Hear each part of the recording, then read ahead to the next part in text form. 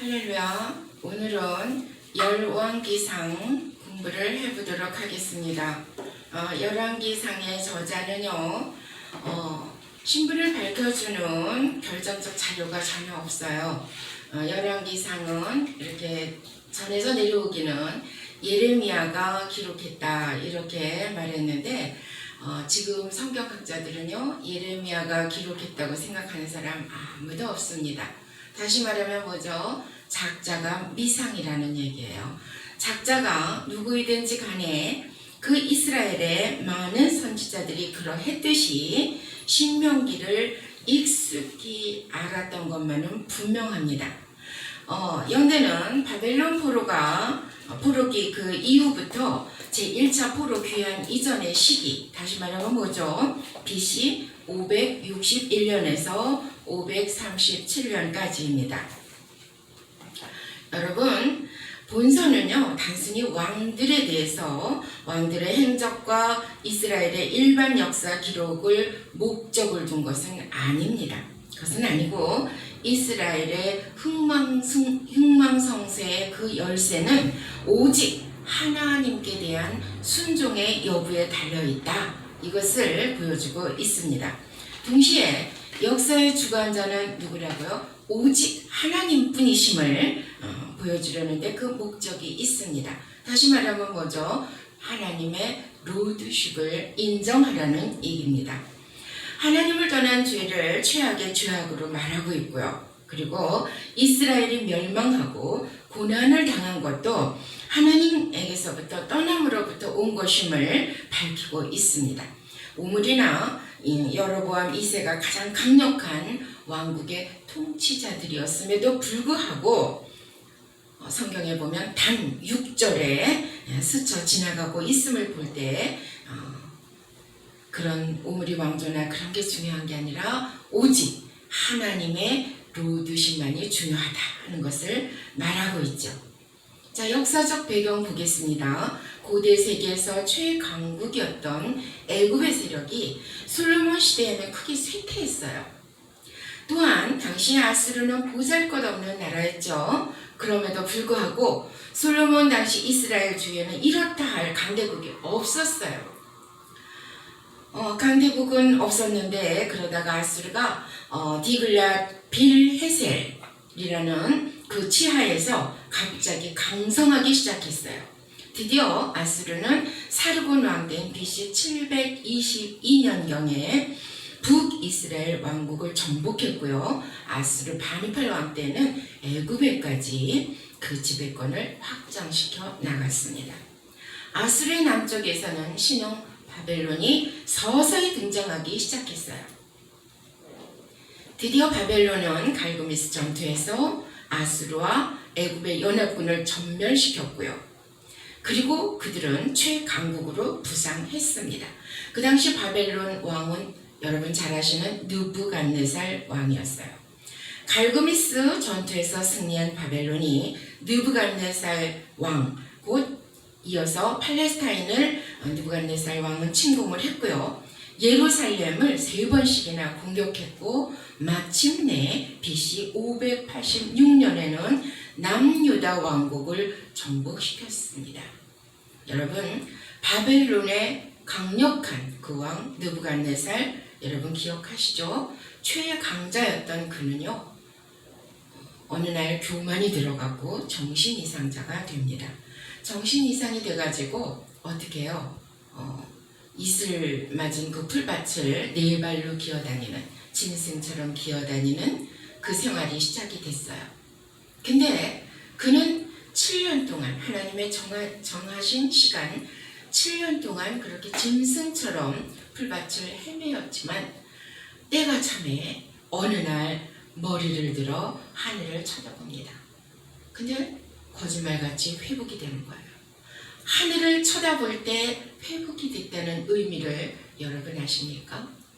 자기가 아무리 최강국의 강자라 할지라도 자기 힘으로 모든 것을 이루었다고 교만했던 그는 하나님께서 그를 내치시니까 어떻게 됐어요? 짐승처럼 되었다가 또 하나님께서 회복시키시니까 하늘을 우러러 봄으로써 그는 다시 회복되어서 멀쩡해졌어요. 그것만 봐도 우리가 얼마나 하나님의 루드십을 인정해야 되는가.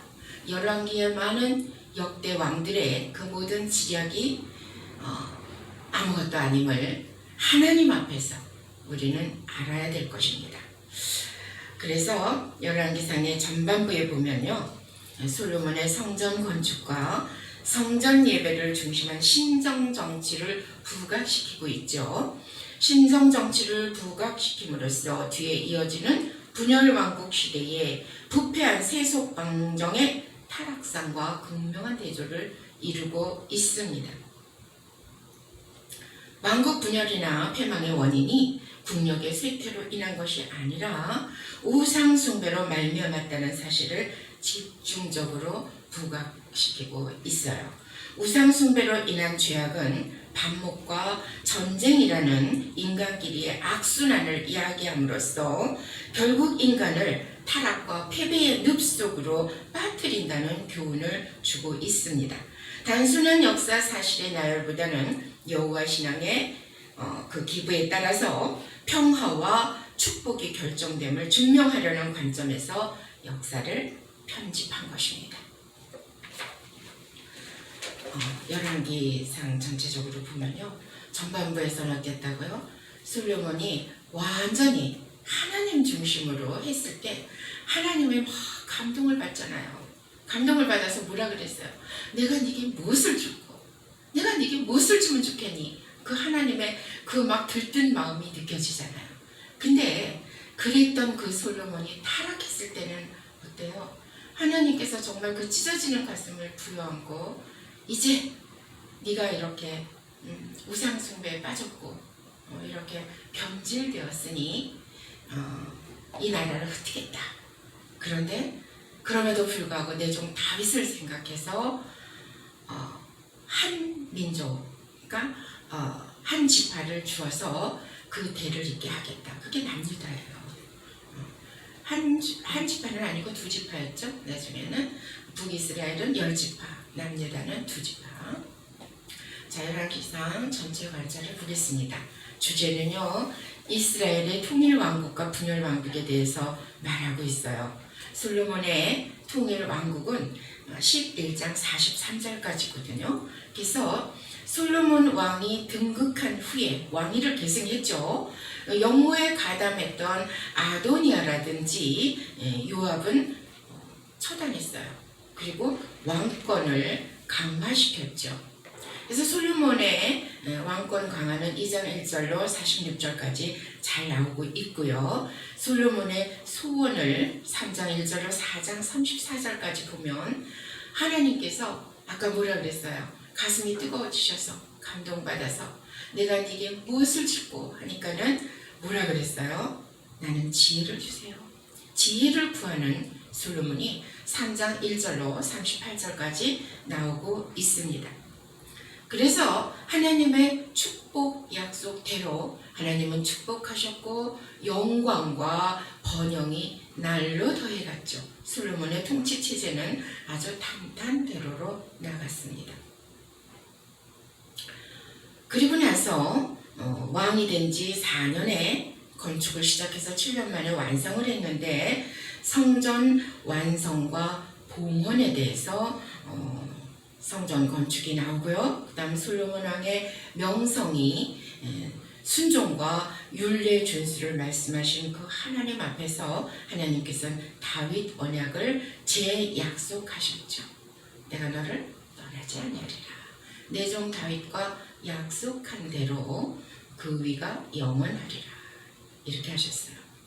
그리고 성전 건축과 해상 무역을 전개했는데 아주 승승장구했어요. 그래서 스바의 여왕이 도대체 얼마나 지혜로운지 한번 가봐야 되겠다. 그래서 직접 찾아왔습니다.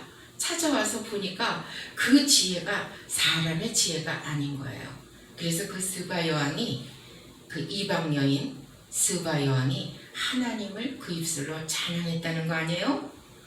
자, 그리고 나서 솔로몬의 부귀는 날로 더해가죠. 지혜와 명성을 얻고 재산이 날로 늘어갔다. 그런데 11장에 들어가면은요, 솔로몬 왕이 범죄를 해요. 어떤 범죄를 할까? 솔로몬 왕은 타락하는 거예요. 하나님께서 경고했지만 이방 여인에 빠져서 산당을 지어가지고 범죄를 합니다. 하나님은 솔로몬 왕에게 열왕기상 9장에 보면 이런 말씀이 있어요. 9장 3절입니다.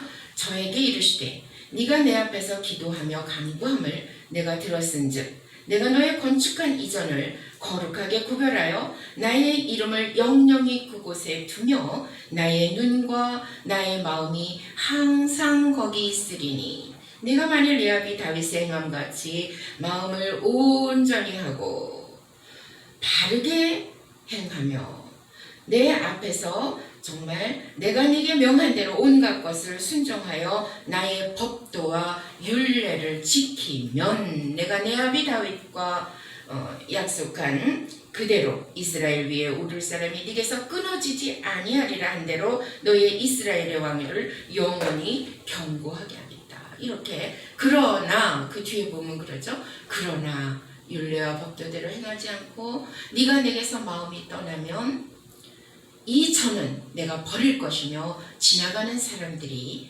보고 하나님께서 이 전을 버렸다 하는 말을 할 것이다. 그렇게 경고를 합니다. 그렇게 경고를 했지만 결국은 백연머리 송사라고요. 여인들을 이곳저곳에서 확진하느라고 아내를 많이 맞이하다 보니까 비빈이 1000명이었대요.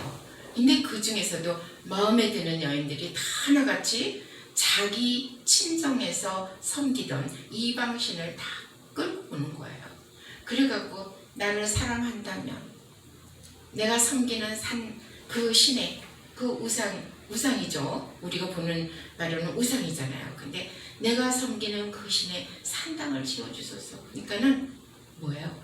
거절하지 못하고 산당을 곳곳에 지어준 거예요. 그래서 결국은 뭐예요? 자기만 혼자 산당에 왔다 갔다 한 게 아니야. 자기 남편 솔로몬한테 그러죠. 나를 사랑한다면 나와 함께 가서 한 번만 같이 섬깁시다. 그럼 또 마음 약한 이 남자가 따라가서 한 번, 두 번 하다 보니까 결국은 타락을 한 거예요. 그래서 환경적으로는 대적들이 일어납니다. 하닷과 르손이 대적을 했어요. 그리고 여로보암이 반역을 하죠. 그것은 선지자 아이야를 통한 하나님의 말씀에 신하가 왕을 대적할 것이다 그랬는데 결국은 여로보암이 반역을 합니다. 그리고 나서 솔로몬은 21살에 왕위에 올랐었는데 61살에 40년 동안 통치 기간을 마치고 솔로몬은 죽습니다. 솔로몬이 죽고 나니까 어떻게 됐어요? 이스라엘은 분열이 됐죠. 여로보암이 열고를 차지했고 솔로몬의 아들 르호보암은 남유다 결국 2지파만 차지를 합니다. 여로보암은요 20년 동안 북이스라엘을 통치했고요. 르호보암은 남유다를 17년 동안 통치를 했어요. 근데 이 여로보암도요 하나님의 그 경고에 귀를 기울이지 않고 악을 행해요. 르호보암은 어떻습니까? 르호보암도 악을 행해요. 그리고 애굽 시삭의 침공을 받게 되는 겁니다. 자, 남유다와 북이스라엘, 그것은 남유다는 유다와 바벨론 2지파였고요. 북이스라엘은 10지파인데 루벤지파, 시므온지파, 반지파, 납달리지파, 갓지파, 아셀지파, 이사갈지파, 스불론지파, 에브라임지파, 므낫세 지파입니다. 여기에서는요 남북의 왕들이 이제 복잡해져요. 남쪽에서도 악을 행하다가 그만 또 치고 올라오는 사람들에 의해서 그 왕권이 찬탈되기도 하고 북이스라엘은 또 말할 것도 없죠. 그래서 보면 몇 사람을 한번 보겠습니다. 남유다에는 아비암이라는 왕이 세워졌었는데 3년을 통치했어요. 그는 하나님 앞에서 악했어요. 그리고 아사 왕이 있었어요. 아사 왕은 41년 동안 통치를 합니다. 그는 하나님 앞에서 정직했대요. 그리고 북이스라엘은 나답이라는 왕이 있었는데 2년 통치했고 하나님 앞에서 악했습니다. 바사도 24년 통치했는데 그도 악한 왕이었어요. 그리고 엘라가 2년 통치했고 악했고 결국은 시므리에게 죽임을 당했어요. 시므리는 어땠습니까? 시므리는 엘라 왕을 죽이고 자기가 왕권을 찬탈했는데 얼마 동안 왕위에 있었냐면 7일 동안, 일주일 동안 왕위에 있었습니다. 근데 그는 악한 자였고 오므리에게, 오므리가 누구예요? 아합의 아버지예요. 오므리에게 진압을 당합니다. 그리고 오므리 왕은요 12년 동안 통치를 하는데 매우 악한 왕이었습니다. 그는 더 악한 아합을 낳은 왕이에요. 자, 이때에 엘리야가 사역을 시작합니다. 우상 숭배하는 아합 왕 앞에서 하나님의 권능을 보인 것으로 유명한 그 엘리야가 이제 등장하는 거죠. 아합이 죄를 굉장히 죄악 가운데 있을 때에 22년 동안 그는 통치했지만 아내 이세벨과 바알을 섬기는 왕이었어요. 그때에 엘리야를 통해서 하나님은 가뭄을 예언하셨고 그는 길이 시냇가로 피하게 됩니다. 길이 시냇가에서 하나님의 때를 기다리는 거예요. 그 가뭄이 지나갈 때까지 그 시냇물이 말라가는 것을 보면서 그곳에서 기거를 합니다. 때가 참에 하나님께서 엘리야를 아합 왕 앞에 세우죠. 그는 450명의 바알 숭배자와 대결해가지고 이긴 자로 유명하잖아요. 그렇게 바알을 숭배하는 아합 왕의 밑에 450명의 그 숭배자와 함께 대결해서 이겼지만 450대 1로 이겼지만 그가 아합의 아내 이세벨이 죽여버리겠다고 하는 그 말에는 또 아주 굉장히 낙담을 해가지고 어쩌면 그게 참 인간적인 것 같아요. 엘리야가 그렇게 450대 1에 이겼을 때 봐라 하나님은 살아계시지 않냐 얼마나 가슴이 뛰었겠어요. 그리고 나서 이제 니들은 다 끝났다 아주 그냥 통쾌했을 겁니다. 그런데 자기 목숨을 없애겠다는 그 한 여인의 이세벨의 그 말 앞에 낙담이 되는 거예요.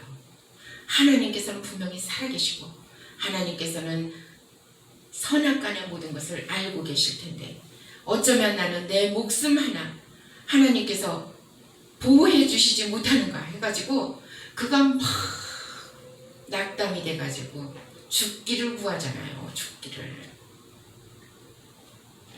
자, 엘리야의 낙심, 이세벨의 칼을 피해서 도망하는 중에 그러나 하나님께서는 그를 그냥 두지는 않으시죠. 하나님의 임재와 위로와 그리고 그곳에서 사명이 주어집니다.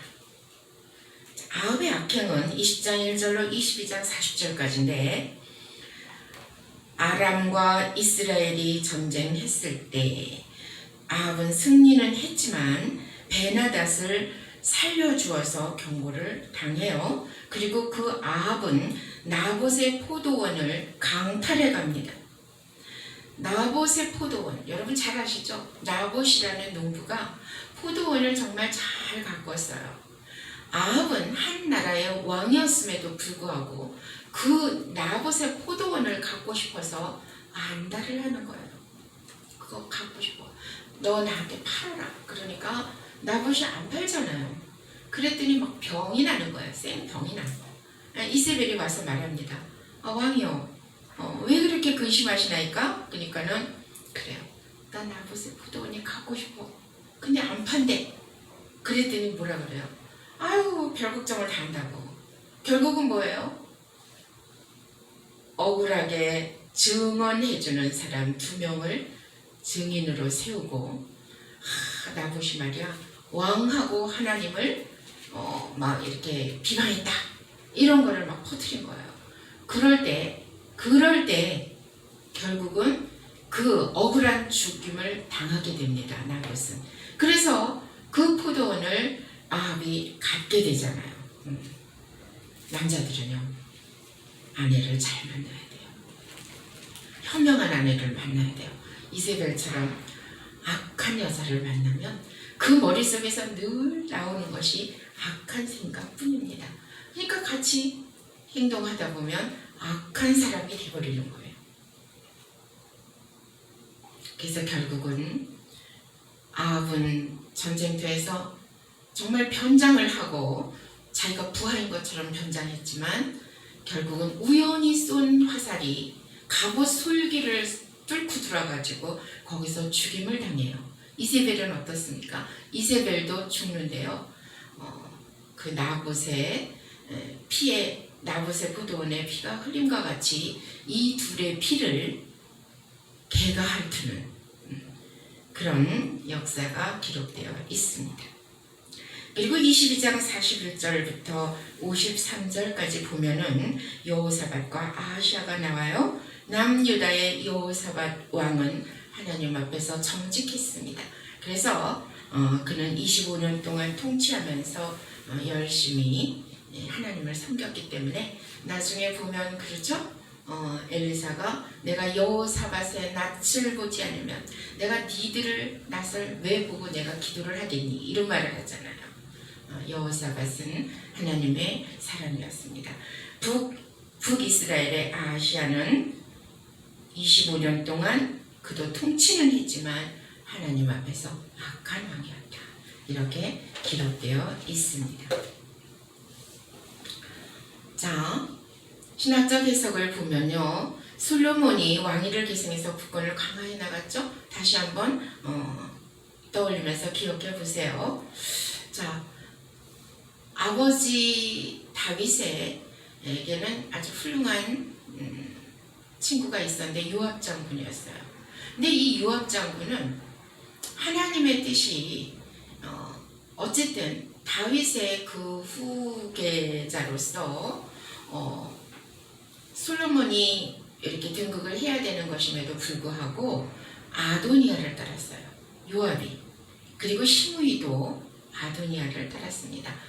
똑같이 솔로몬이나 아도니아는 다윗의 아들인 것만은 분명한데 그럼에도 불구하고 그 중에서 하나님의 마음이 두신 그 사람이 왕이 되는 것이 맞습니다. 근데 이들은 아마 아도니아가 더 윗장자니까, 아도니아가 더 형이니까 그가 되는 것이 맞아 이랬던가 봐. 그들을 따랐고 결국은 솔로몬이 왕이 되고 난 다음에 그들을 처단함으로써 자기의 왕권을 확실하게 확고하게 해나가는 겁니다. 그래서 이 아도니아는 보면은요, 아버지가 이렇게 늙어서 차츰차츰 이 체온이 차가워졌다 그랬죠. 그랬을 때에 스스로 이 아도니아는 스스로 왕이 된 자예요. 자기가 스스로 왕이 됐어요. 근데 나단 선지자는 그게 아니라는 걸 알았잖아요. 그래서 밧세바와 함께 이렇게 다윗에게 가서 다시 한번 기억나게 하고 하나님께서 말씀 주셨던 것을 기억나게 하고 솔로몬을 왕으로 세웁니다. 그리고 솔로몬이 왕이 됐을 때 이 아도니아는 막 가서 제단뿔을 잡아요. 자기 스스로 왕이 됐으니까 자기는 죽었다고 생각하잖아. 제단뿔을 잡아요. 제단뿔을 잡는다는 것은 속죄하는 의미로 잡는 거예요. 근데 제단뿔을 잡으면 함부로 처단을 못하게 돼 있었어요. 솔로몬도 제단뿔을 잡은 아도니아를 처음엔 처단하지 않았죠.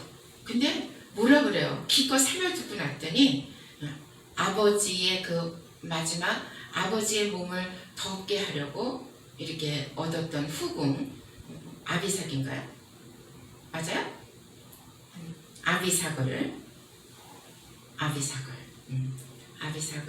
자기 아내로 달라고 그러는 거예요. 무슨 얘기예요? 성경에 보면 아버지의 침상을 더럽히지 말라 그랬잖아요.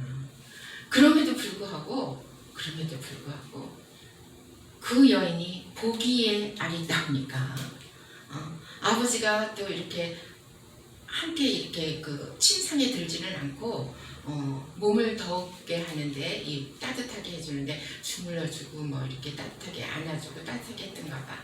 동침은 하지 않고 그런데 그 여인을 내게 주세요 이러는 거예요. 아버지의 침상을 더럽히는 그런 불효자 그렇게 그걸 구하니까 결국은 그 아비삭을 탐내다가 죽임을 당하게 되는 겁니다. 그 다음에 아비아달이라는 제사장이 나오죠. 그도 아도니아를 따랐기 때문에 제사장 직분을 파면했고 고향으로 내려보냅니다. 그리고 요압과 시므이는 숙청 작업을 하게 되는 거예요. 하나님의 뜻과 말씀은 반드시 성취된다는 것을 요때에 이 솔로몬을 통해서 하나님은 솔로몬을 세웠고 솔로몬을 통해서 하나님의 신정 정치가 시작됐다는 것을 교훈하고 있는 겁니다. 그 솔로몬은 하나님 앞에서 지혜를 구하는 그 소원을 말했고 하나님께서는 지혜뿐만이 아니라 뭐예요? 부도 영광도 함께 주죠. 그 솔로몬의 영광은 더해졌고 이스라엘은 번영합니다. 그리고 나서 4년 되었을 때 성전을 건축했다 그랬죠. 자, 성전을 건축한 기간이 정말 뭐 얼마 안 되는 것 같지만 사실은 다윗 왕이 자기가 성전을 건축하고 싶었는데 자기 손에 피가 그득해서 성전을 짓지 않는 것이 좋겠다고 그랬을 때에 그는 내려놓고 뭘 했죠? 성전 지을 재료를 다 준비해 놨습니다. 그러니까 이 성전을 짓는 것이 아주 뭐 짧은 몇 년 동안 지어진 것은 아니죠. 준비하는 기간까지 하면 몇십 년 동안 준비될 것입니다. 그랬을 때 하나님께서는 그 성전이 완공됐을 때 너무너무 기쁘셨어요. 그래서 내 눈과 내 마음이 이전에 머무르리라 그랬어요. 자, 솔로몬 왕은 명성을 더해갖고 나단 선지자에게서 신앙교육을 받습니다. 그가 21살 때 왕이 돼서 40년 동안 통치를 했고요. 그는 문학적 소질이 대단했기 때문에 풍부했기 때문에 전도서와 잠언과 아가서 그리고 시편 일부를 기록했습니다. 근데 이 아름다운 솔로몬이 결국은 아까도 얘기했듯이 여인들로 인해서 범죄를 했고 대적이 일어났고 그 가운데 정말 여러 가지 일들을 겪게 되죠. 결국 솔로몬이 신정왕국의 왕으로서는 합당하지 않은 악한 일이 일어났기 때문에 어쨌든 이 솔로몬은요 그 결과 그토록 지혜로운 왕이었으면서도 자신의 사후에 왕국이 분열되는 그 결과를 자초하고 맙니다. 자, 열왕기상 12장 1절로 14장 31절까지 보면 자 이스라엘이 분열됐죠. 북이스라엘과 남유다로 분열됐습니다. 남북의 왕들은 정말 여러 왕들이 있었지만 서로 그 왕위를 찬탈하는 데 있어서 많은 일들을 겪게 되는 겁니다. 유다의 2대 3대 왕인 아비암과 아사와 그리고 이스라엘의 2대 3대 왕인 나답과 바하사에 대한 기록, 그리고 아사는 남북왕국의 분열 이후 최초로 종교개혁을 단행한 왕입니다. 그럼에도 불구하고 이 왕도 바하사와의 전쟁에서는 하나님 대신에 아람을 의지했어요. 그래서 이 일로 그를 책망한 선지자 하나니를 감옥에 가두는 잘못을 범하고 말죠. 종교개혁을 했던 훌륭한 왕이었음에도 불구하고 한편 아사의 통치 기간 중에는 이스라엘에서는 바사가 여로보암의 아들 나답에게 반란을 일으켜 왕권을 탈취하는 쿠데타가 또 일어나죠. 이는 여로보암의 가문이 진멸되리라는 저주의 성취입니다. 후반부는요, 이스라엘의 왕조가 또다시 바뀐 것에 대한 기록입니다. 하나님은 여로보암 왕가를 징벌하기 위해서 바하사를 왕으로 세우셨어요. 그러나 그 역시 여로보암의 죄악을 답습했대요.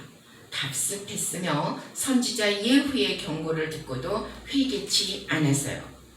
이로써 이스라엘은 이로써 그 결과 엘라 시므리 그 역시 여로보암의 죄악을 답습하는 그런 사람들이었고, 오므리가 권력을 장악함으로써 이스라엘의 3대 왕조인 오므리 왕조가 들어서는 거예요. 오므리가 아합의 아버지라 그랬습니다. 이로써 이스라엘은 정치적 안정을 되찾았어요.